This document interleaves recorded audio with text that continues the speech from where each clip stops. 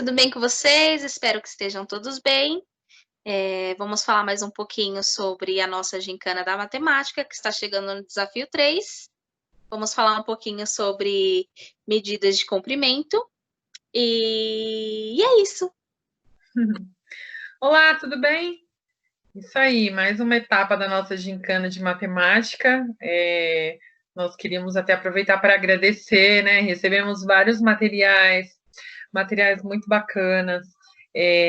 A gente sabe que a gincana ainda está no começo, as escolas estão se organizando, mas já deu para ver muito empenho das equipes, dos alunos, das famílias, né? Um vídeo mais bacana que o outro. Verdade. E a gente quis até organizar, né, um vídeo, que é uma forma de valorizar e homenagear todo esse trabalho, né?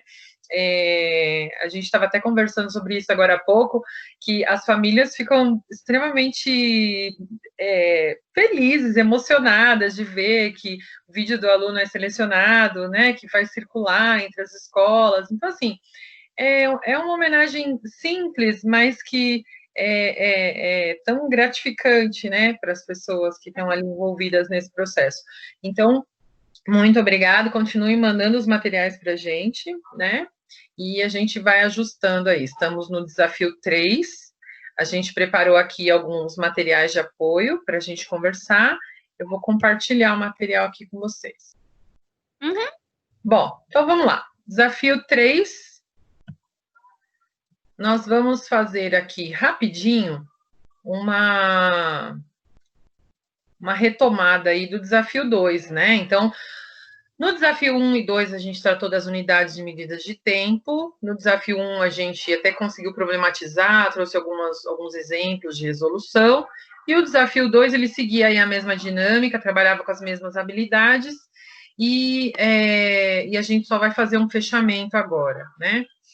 No desafio 2, a gente tratava aí da questão das lives, né? Sempre partindo aí de situações que fazem parte do contexto do aluno. Então, a gente trouxe a questão das lives, que está ligada aí às habilidades tratando dos intervalos de tempo, das durações dos eventos, né? Então, quando começa um evento, quando termina, e essas conversões aí das unidades de tempo. Então, o desafio, só para a gente retomar aqui, para a gente fazer esse fechamento. O desafio era, no sábado passado, Bruna estava empolgada para assistir a live da sua cantora sertaneja preferida. A live começou às 18h45 e durou 2h50. Então, aí, para começar, o aluno já tinha que considerar a hora que a live começa e a hora que a live termina, né? Então, ele já tinha que fazer esse cálculo aí. Bruna teve um problema, porque como tinha aula online, ela só conseguiu acompanhar o show a partir das 19h20, né?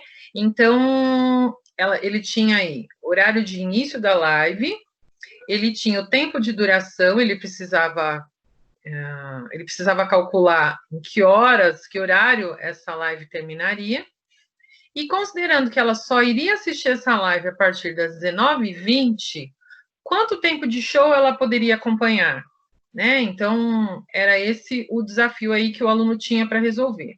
Então, as respostas estão aqui, né? Então, a live começaria às 18h45, ela terminaria às 21h35, ele acompanhando a partir das 19h20, ela, né, conseguiria assistir 2h15, então, de show, tá? A gente trouxe até aqui uma estratégia de resolução. Quer comentar, Van? Quero. Então, não é uma resolução fácil. Parece que é fácil, mas não é. É bem trabalhosa, né? Aí no exemplo a gente vê que utilizamos a folha inteira para poder conseguir chegar no resultado. Claro que tem várias formas de resolver esse desafio, né? Aí foi meio que por forma de decomposição mesmo. A gente foi decompondo esse desafio em várias etapas. Então, colocamos o início e a duração da live como um lembrete mesmo da situação problema, o término da live, e aí a gente foi fazendo a resolução por meio de fases. Então, o início da live era às 18h45. Teve a duração de 2 horas e 50 minutos. Então, teve... aí eu calculei as 18 horas mais as 2 horas. Foi isso? 20.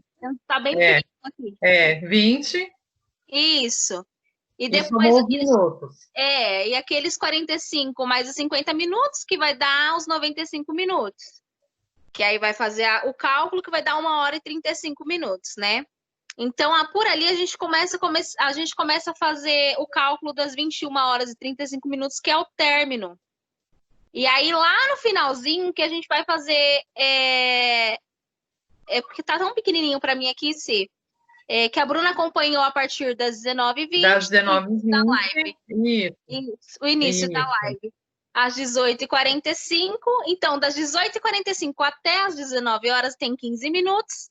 Depois das 19 até as 19h20 tem mais 10 minutos. Então, a gente sabe que ela conseguiu perder de live 35 minutos. Isso. Então, chegou o total 5 minutos, que vai ser o total que ela conseguiu assistir de 2 horas e 15 minutos. Dava para fazer menor essa conta? Dava. Só que o meu raciocínio foi direto nesse tipo de resolução, né? Eu achei muito interessante, né? Que eu pedi até para você comentar, porque no horário aqui de início e término da live, né? Como eu pensei, 18h45, ela tem 2 horas e 50, eu arredondei. Então, eu arredondei para 3. Né? Então, 18h45, 19, 20, 20h45, 20h45 e tirei 10 minutos. Então, né? São formas diferentes. Você já somou as horas, somou os minutos e converteu, né? Exato. E acho muito legal também, que você levanta o tempo que ela perde de show. Para eu conseguir achar o tempo que ela assistiu, eu primeiro fiz o tanto que ela perdeu. É isso mesmo. E é muito bacana quando a gente vê assim essas formas diferentes de resolver, porque os alunos, a gente acompanhou alguns vídeos que os alunos mandaram, e eles utilizam estratégias muito complexas. É verdade. Né? E resoluções que a gente tem que ouvir 2, 3 vezes para a gente conseguir entender o raciocínio, né? Isso mesmo, a gente escuta a resolução do aluno, aí a gente volta e retoma para tentar compreender as anotações. Exatamente, é muito bacana mesmo ver os alunos pensando. Bom, mas a gente trouxe aqui só para fechar, né? Então, só para oficializar aí a coisa. Então, ela assistiu 2 horas e 15 de show, tá? No desafio do 5º ano, tratava também da questão das lives, né? Então, era uma situação que dizia que Roberto está muito animado para assistir as lives do próximo sábado. Mas o problema é que ele queria acompanhar 2 lives, os cantores aí favoritos, e essas 2 lives, os horários batiam. Então, ele precisava considerar aqui algumas informações. Primeiro, a primeira live, ela começaria às 20h30 e teria 1 hora e 50 de duração, tá? Então, o horário aí de término desse evento, o aluno calcularia. Só que eu deixei até como um asterisco aí para a gente levar em consideração, né? Tem informações que às vezes a gente acaba calculando e pensando no problema e que elas nem têm tanta utilidade para a gente, né? Quando a gente falou de resolução de problemas, a gente viu situações em que às vezes os problemas trazem mais informações do que a gente precisa. Essa informação de término da primeira live, ela não é importante. Né? Então, ele tem o horário de início da primeira live, ele tem o horário de início da segunda, ele precisaria calcular o término da segunda live, né? Porque a gente está dizendo que, como elas acontecem simultaneamente, ele precisa ver aí quanto tempo de show ele teria para assistir nessa noite, dividir o tempo em 2 para acompanhar metade de cada uma. Então, o término da primeira live não vai fazer muita diferença para ele, né? Ele precisa considerar que a primeira começa às 20h30 e que a segunda termina às 23h10, né? Que ele calcularia aí o término da segunda live. São 2 horas de duração, ela começaria às 21h10, terminaria às 11h10. Esse cálculo ele precisa fazer. Considerando que começa às 20h30, termina às 23h10, ele teria aí um total de 2 horas e 40 de live na noite. Dividindo, ele teria 1h20, então, para cada uma, que ele poderia assistir. Então, ele teria que voltar lá no horário da primeira, considerar 1h20 de show e trocar de canal às 21h50. É um desafio que precisa considerar muitas informações, algumas são úteis, tem uma aqui que não necessariamente, mas ele não é nem tão complexo. O aluno tem que se orientar, se guiar aí por todas as informações que o problema traz e usar de coerência, né? Fazendo as conversões.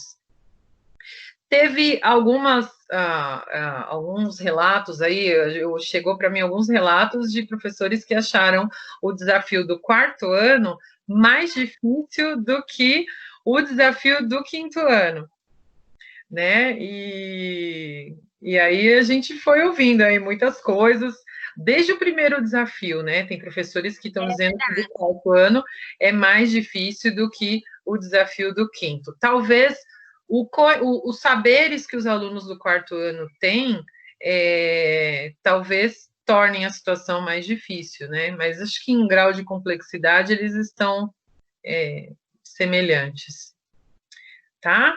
Bom, fechamos aí então, né? O resultado dos 2 desafios com as unidades de tempo. Então, a gente deixou aqui até algumas observações para compartilhar com vocês.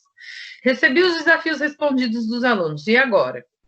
Tá? Então, nós soltamos aí a proposta dos desafios, eles resolveram, mandaram os vídeos. Então, o que é importante agora que esses vídeos retornam, né, para a gente?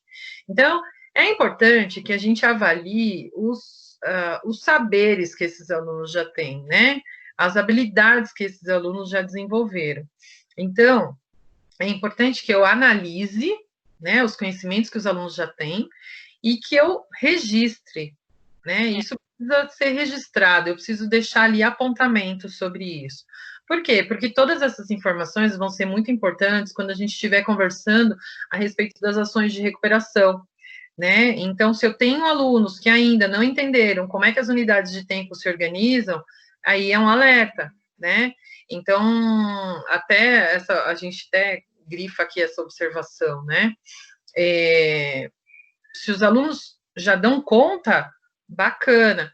Qual que é o nosso maior alvo? São os alunos que não dão conta.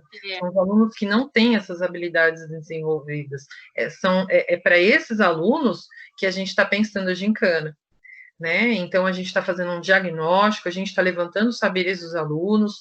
É muito bacana ver esses vídeos chegando com esses alunos, mostrando né, estratégias tão elaboradas e a gente fica muito contente.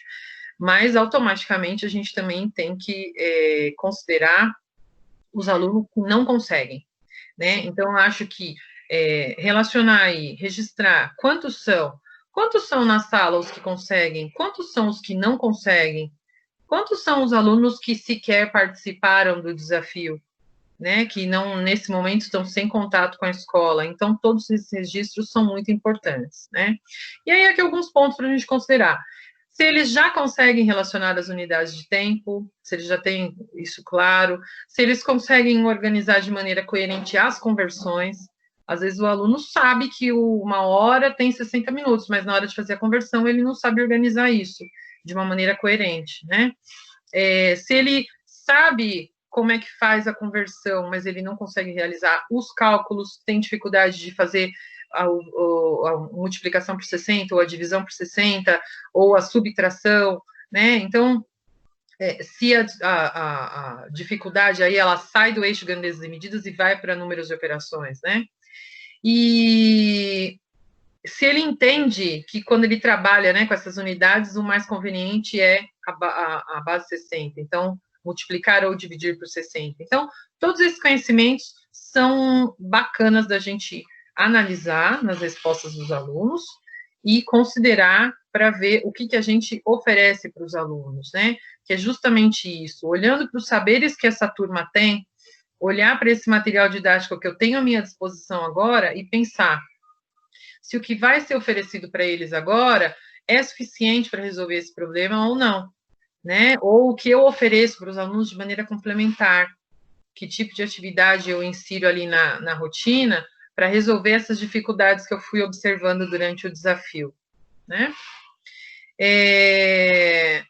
Como é que a gente articula, né, todas essas necessidades. E, lógico, as unidades de medidas de tempo é um assunto que não se esgota aqui. A gincana segue, mas a gente sabe que é uma dos grandes gargalos aí da nossa diretoria, né, as unidades de tempo fazem parte das habilidades do bimestre, então a gente precisa continuar investindo nisso. Então, como a gente falou, né, deixando o desafio 1 e 2 para trás, a gente tem um importante diagnóstico que a gente fez aí dos saberes dos nossos alunos com relação às medidas de tempo. Muito bacana valorizar a participação deles, a participação das famílias. A gente ficou muito contente de ver tantas situações que as famílias estão participando, ajudando, colocando lá papel na parede para o aluno escrever, para o aluno mostrar, né? Os pais filmando, toda uma preocupação de ajudar a criança. Então, tudo isso tem que ser valorizado, né?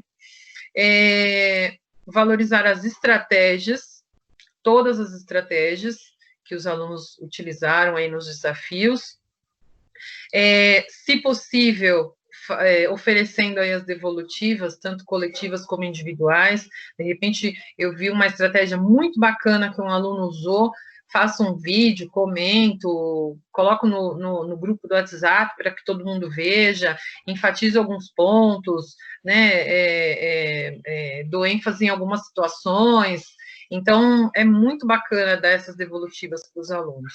E individualmente também, se possível, né, às vezes o aluno tem uma dificuldade um pouquinho maior ou uma dificuldade muito específica, chamo o aluno, converso, faço uma videochamada, dou uma devolutiva, faço um áudio. Então, essas devolutivas são extremamente importantes, né? A gente não pode só oferecer o desafio, a ideia da gincana não é essa, só oferecer o desafio para o aluno e deixar que o aluno faça, e aí a gente vê se está certo ou errado. Não é isso, né? Todo um trabalho aí de análise proposto. E antes da gente seguir, a gente só queria reforçar aqui um ponto que a gente tem observado aí nesse comecinho de gincana. A gente acompanhou algumas situações em que o professor contextualiza, né, a atividade da gincana para o aluno. Então, foi um dos pontos que a gente frisou bastante, em como o professor propõe a atividade para o aluno. E o que a gente está percebendo? A gente percebeu como um ponto de atenção o fato de que o professor, quando propõe o desafio ao aluno, ele contextualiza muito pouco. Então, ele propõe o desafio. Olha, está aqui a gincana, o desafio é esse, tá? Vocês vão resolver e vão mandar um vídeo.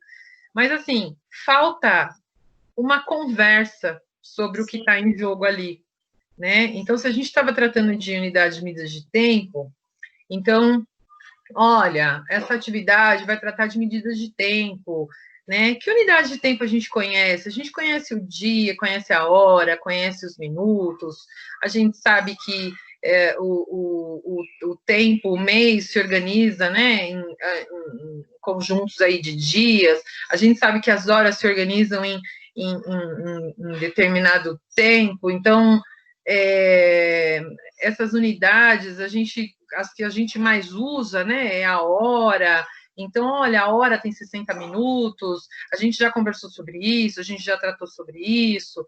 Quando a gente vai trazendo essas questões para discutir no início da atividade com o aluno, parece, às vezes, né, acho que alguns professores ficam com a sensação de que eles estão interferindo no resultado do desafio.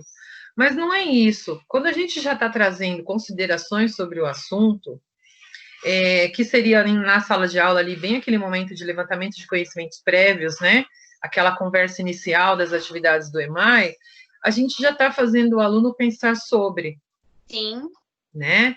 e eu já estou mobilizando os conhecimentos que o aluno tem.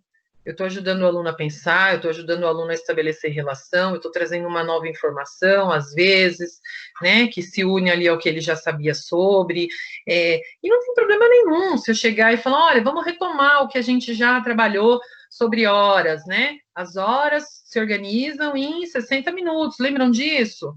Então, assim, não tem problema, porque você não está dando a resposta de nada para ele, você está retomando, às vezes, situações que vocês já trabalharam em sala de aula, conhecimentos que os alunos já têm, né? Alguma situação. Só com essas informações, se o aluno não vai, se ele não sabe, ele não vai conseguir fazer da mesma forma, né? Exatamente, exatamente. É isso mesmo.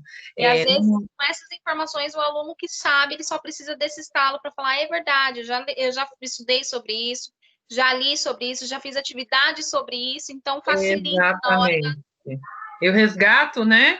O que eu já aprendi sobre, o que eu já vi na escola, o que eu sei, né? O que eu sei de unidade de tempo, né? Então, vou me lembrar de calendário, de relógio, de organização de tempo. Então, meio que a gente retoma o que o aluno já provavelmente já sabe, o que a gente já trabalhou, eu contextualizo a atividade para ele, né? Eu posso até conversar um pouco sobre o desafio com ele, né? A gente estava falando de lives, olha, as lives, né?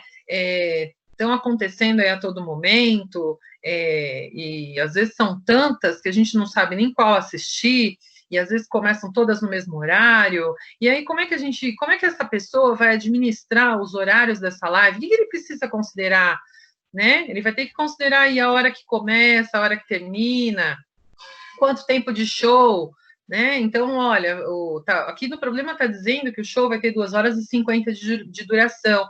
Como é que a gente vai ter que fazer para calcular, para saber em que horário esse show termina? Então, assim, contextualizar não é dar a resposta para o aluno, tá? Então, a gente só queria tranquilizar os professores aqui e convidá-los a pensar sobre, tá? Quando eu faço isso, eu ajudo o aluno a pensar, eu ofereço informações e eu já mobilizo conhecimentos prévios e ajudo o aluno na tarefa que ele vai ter para resolver. Então, pensem sobre, não tenham receio de conversar com os alunos sobre os desafios, explorar o desafio, conversar, que habilidades ali estão em jogo, que conhecimentos ele vai precisar mobilizar para responder. Não tenham receio de conversar com os alunos, tá? Sobre os desafios. Acho que é só um ponto para a gente alinhar aqui com vocês. Bom, e aí a gente segue. Então, a gente segue para o desafio 3, da semana de 13 a 17. A gente continua dentro da unidade de grandezas e medidas, só que agora a gente vai para desafios que tratam de unidades de comprimento, tá? As habilidades que a gente vai trabalhar no 4º ano é a habilidade 20, né, que ela diz medir e estimar comprimentos, incluindo perímetros, massas e capacidades, utilizando unidades de medida padronizadas, mais usuais e recorrendo a instrumentos. E a habilidade 19, tá, que é resolver e elaborar situações, problemas, envolvendo medidas de diferentes grandezas, como comprimento e algumas outras, né, massa, capacidade, utilizando medidas como o metro quadrado e o centímetro quadrado, recorrendo a transformações das medidas mais usuais, tá? Então, são essas duas habilidades aí que estarão, que farão parte aí do nosso 3º desafio. E quais são os desafios, então, para a próxima semana? A ideia da gente é trazer, em alguns momentos, algumas novidades, para que a gincana não fique com a mesma dinâmica e não vá cansando os alunos, né? Então, em alguns momentos, a gente vai trazer algumas comandas de resolução diferentes, vai direcionar de que maneira ele tem que resolver, né? Utilizando determinada coisa, ou utilizando calculadora, ou, né? Trazendo algumas novidades para os alunos. Nessa 3ª semana, a gente vai trabalhar com um desafio aberto, ou seja, um desafio que não há uma única resposta exata, porque o aluno vai ter que usar da coerência para resolver. Vocês vão entender por quê, tá? Então, o desafio do 4º ano, ele vai ter que fazer o seguinte. Primeiro, ele vai ter que seguir o passo a passo, o desafio, né? Vai ter que seguir do jeitinho aí a comando. Então, escolha uma porta de sua casa. Olhe para ela. Quanto acha que ela tem de altura? Primeiro, escreva a sua estimativa. Escreva também como chegou a essa posição, tá? Então, primeiro, ele vai estimar. É importante que ele entenda que ele precisa seguir o passo a passo, tá? Porque senão, se ele começar já a fazer a medição, a estimativa cai por terra. Então, primeiro ele precisa estimar. Escolhe uma porta, olha para a porta, estima quanto ela tem de altura. Toma nota, né? E pensa por que ele chegou a essa posição. Como? O que ele considerou? Agora, passei. Agora, busque em sua casa algum instrumento convencional de medida, né? O instrumento que ele tiver à disposição em casa, e ele vai tentar medir a altura da porta usando esse instrumento e vai fazer as anotações, tá? Em seguida, ele vai comparar a medida que ele estimou com a medida que ele descobriu na medição. E ele vai fazer aí uma análise, né? O que aconteceu? Se a estimativa foi próxima, não foi? Envie suas anotações ao professor através de um vídeo. Então, ele estima, depois ele usa o instrumento para medir, faz aí a comparação entre essas duas informações que ele descobre e conta um pouquinho desse processo num vídeo para o professor, tá? Então, esse desafio envolve a estimativa e a medição do comprimento de altura. E o que a gente vai observar aí com esse desafio? Primeiro, se os alunos são capazes de estimar com coerência, tá? Então, é importante que eles sigam o passo a passo para estimar primeiro. Então, quando eles vão estimar, é importante a gente observar se eles conseguem fazer uma estimativa que seja coerente. E se eles levam aí em consideração alguma referência para fazer essa estimativa. Então, por exemplo, se eles usam a própria altura, né, a altura dele, como uma referência para estimar a altura da porta. Então, eu tenho 1,5 m de altura, né, essa porta deve ter uns 2,10, 2,20. Então, ele, primeiro se ele estima e depois se ele usa alguma referência para fazer essa estimativa. Se recorrem a instrumentos adequados para fazer a medição. Régua, fita métrica, trena, metro, tá? Se conhecem as unidades de medida relacionadas. Quando a gente fala de comprimento, a unidade base aí é o metro.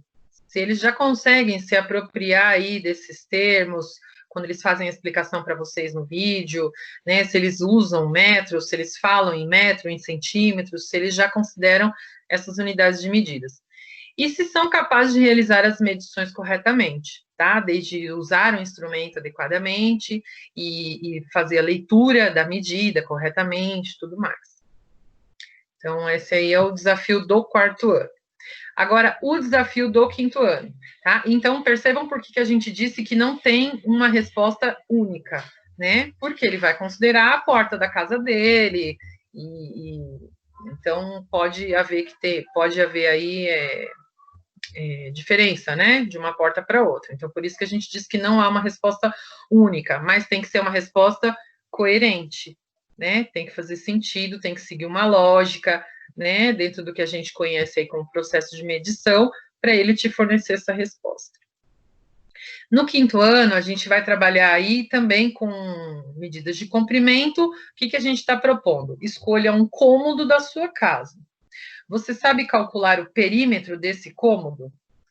Como faria? Que instrumento de medida usaria? Faça o cálculo e envie para a sua professora, explicando no seu vídeo como fez tudo isso. Bom, o que esse desafio envolve? Envolve o cálculo de perímetro de um ambiente, tá? E o que a gente vai observar aí nos conhecimentos dos alunos? Se os alunos sabem o que é perímetro, né? Então, lá na contextualização, vocês podem retomar essas ideias de perímetro, o que vocês já viram sobre, o que vocês já conversaram sobre, né? Não tem problema nenhum, que é o que a Vanessa falou. Se o aluno não tem esse conhecimento desenvolvido, não vai ser essa conversa que vai atrapalhar ou que vai dar a resposta para o aluno. Não é isso aí. Mas é possível retomar com eles toda essa conversa. Unidade de comprimento, os instrumentos que a gente usa para medir comprimento, se eles sabem, se vocês já conversaram sobre isso em alguma atividade, então tudo isso pode entrar na contextualização, né? Se recorrem aos instrumentos adequados para realizar a medição, trena, metro, como a gente está falando de perímetro, a gente está falando de um espaço maior, né? A gente está falando de um cômodo. Então, ele pode usar a fita métrica? Ele pode usar a régua? Pode. O que pode acontecer é que existem instrumentos que são um pouco mais adequados, até pela precisão. Então, se eu vou usar uma régua para medir o perímetro de um cômodo, é mais fácil que eu me perca, que eu erre, porque a régua é pequena e eu vou ter que usar a régua muitas vezes, né? Quanto menor a unidade de medida, mais vezes eu tenho que usar. Então, a precisão dessa medição, ela pode ser comprometida e eu posso ter dificuldade para fazer isso. Então, lógico que seria mais indicado se ele estivesse usando a trena, o metro, né? Mas se ele não tiver e for usar a régua, não tem problema, desde que ele consiga ali manter um mínimo ali de organização ali no processo e de utilização adequada, né? Se eles também relacionam, se também reconhecem as unidades de medidas, né? Então, se eles também, no vídeo, se referem ali às medidas como metro e centímetro, se são capazes de realizar as medições corretamente e se são capazes de explicar de maneira coerente as suas medições. Então, são todos esses conhecimentos aí que a gente vai observar na resolução desse desafio. Bom, só para a gente relembrar aqui, o perímetro, né, a gente está falando aí de um cálculo que envolve uma medida de comprimento de um contorno. Então, se a gente está pedindo para o aluno escolher um determinado cômodo da casa, ele vai medir o contorno, né? Ele vai medir a soma de todos os lados desse ambiente. Então, aí a gente tem um exemplo, né? Num campo aí de futebol, de 70 metros por 100 metros, né? Para calcular o perímetro desse campo, a gente tem que somar todos os lados. Então, 100 mais 70, mais 100, mais 70, um perímetro de 340 metros. Tá? Essa conversa é muito importante, né, Cid? Falar que os dois lados equivalem à mesma coisa. Porque o aluno, quando vê uma imagem dessa e vê só o 100 ali e o 70 do lado, automaticamente eles calculam somente esses dois. Eles esquecem que também tem tem o perímetro do outro lado. E aí embaixo também, né? Pela imagem, se a gente for ver a imagem, não contempla todos os números em todos os lados. Isso, Então, isso aí é o tipo de informação que é bacana de entrar na contextualização. Isso. Né? Porque se na contextualização eu estou falando lá, olha, vocês vão ter que calcular o perímetro de um ambiente. Então, escolha um ambiente na sua casa, pode ser o seu quarto. Você vai calcular o perímetro. O que é o perímetro mesmo? Vamos tentar lembrar? O perímetro é a soma de todos os lados. Então, você vai precisar considerar todos os lados aí do seu quarto, né? Então, pode até usar algum exemplo, se você estiver gravando um vídeo, né? Tem professores que pegam o nosso desafio aqui e preparam um vídeo, preparam algum material de apoio para o aluno. Então, pode usar algum tipo de ilustração, pode retomar essas orientações com os alunos, não há problema nenhum, tá? O que a gente quer é que esse conhecimento circule e que os alunos pensem sobre e que sejam capazes de responder de fato. Então, o que a gincana não é, gente, tenham isso muito claro, é um teste de adivinhação, tá? A gente não está mandando adivinhações para o aluno, que ele vai responder certo ou errado, ponto final. Não, a gente está fazendo conhecimento circular. Então, desde quando a gente propõe a atividade para o aluno, o que está em jogo é o desenvolvimento dessa habilidade, é retomar o que ele já sabe, é aprofundar, é contribuir para que o aluno saiba mais, e principalmente os alunos que têm maior dificuldade. Então, quanto mais informação, quanto mais conversa, mais contextualização, melhor, né? Isso mesmo. Bom, quando a gente fala aí de medidas de comprimento, a gente sabe aí que a unidade principal das medidas de comprimento, a unidade principal é o metro, né? E aí, quando as habilidades do bimestre falam assim, que são as medidas mais usuais, a gente sabe que o metro ele tem os seus múltiplos e submúltiplos, né? Quando a gente está falando de comprimento. Então, você tem aí o quilômetro, o hectômetro, o decâmetro, mas quais são os que a gente mais usa com os alunos, né? Quando as habilidades falam aí dos mais usuais, eu acredito que a gente esteja falando aí do metro, do centímetro e do quilômetro. Uhum. Né? São os mais usuais. Então, é importante que o aluno vá conhecendo e vá aprofundando aí todos esses conhecimentos, mas as habilidades deixam claro que são os mais usuais. Então, aos pouquinhos, a gente vai incorporando uma série de conhecimentos, né? Que o decímetro é o décimo do metro, o centímetro é o centésimo do metro. Aos pouquinhos, isso tudo vai entrando nas conversões, eles vão vivenciando uma série de situações, problemas, e tudo isso vai sendo introduzido. Mas eu acho que aqui é a gente olhar para o que é principal nesse momento, né? Qual o conhecimento principal que o aluno precisa ter em relação às medidas de comprimento? Então, entender que quando eu quero medir, por exemplo, o comprimento de uma janela ou a altura de uma pessoa, eu uso determinada unidade de medida, né? Que aqui no caso, a base aqui é o metro, né? O metro, o centímetro, que são as mais usadas. Então, quando a gente está falando dessas unidades de medida, a gente está falando de alguns instrumentos adequados para isso. Então, eu posso usar a fita métrica, eu posso usar o metro, posso usar a trena, né? Posso usar a régua em algumas situações, né? Então, esses são os conhecimentos básicos que os alunos precisam ter em relação às medidas de comprimento. E aí a gente coloca aqui até algumas observações. A gente ainda vai tratar mais sobre isso, né? Inclusive, esse mês vai ter formação sobre unidade de medidas de comprimento na EFAP também, que vem complementar tudo isso que a gente está fazendo aqui. A gente está preparando outros materiais, mas só para a gente deixar aqui como uma reflexão para a gente, né? Como é que se constroem essas noções?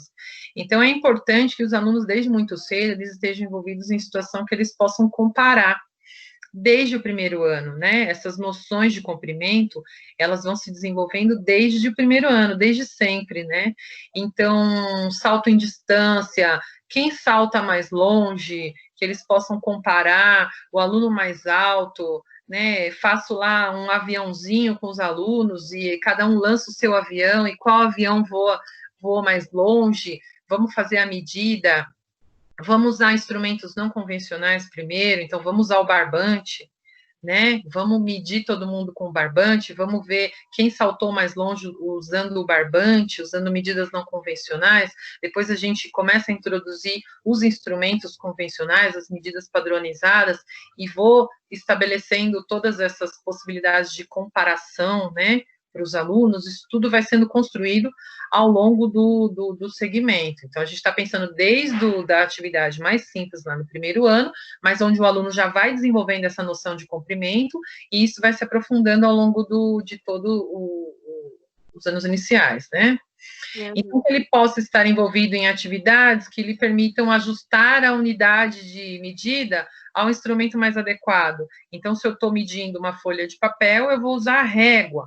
Se eu estou medindo um pedaço de tecido, eu vou usar o metro, né? Então, que ele possa já estabelecer aí relação entre a unidade de medida e o instrumento adequado para fazer essa medição. Conhecer a história das medidas padronizadas. Então, como é que se chegou a essas medidas que nós temos hoje? Pensar um pouquinho nessas necessidades que foram surgindo aí, né, que a humanidade foi apresentando e como é que se chega a elas, né? É muito interessante ler sobre isso, né?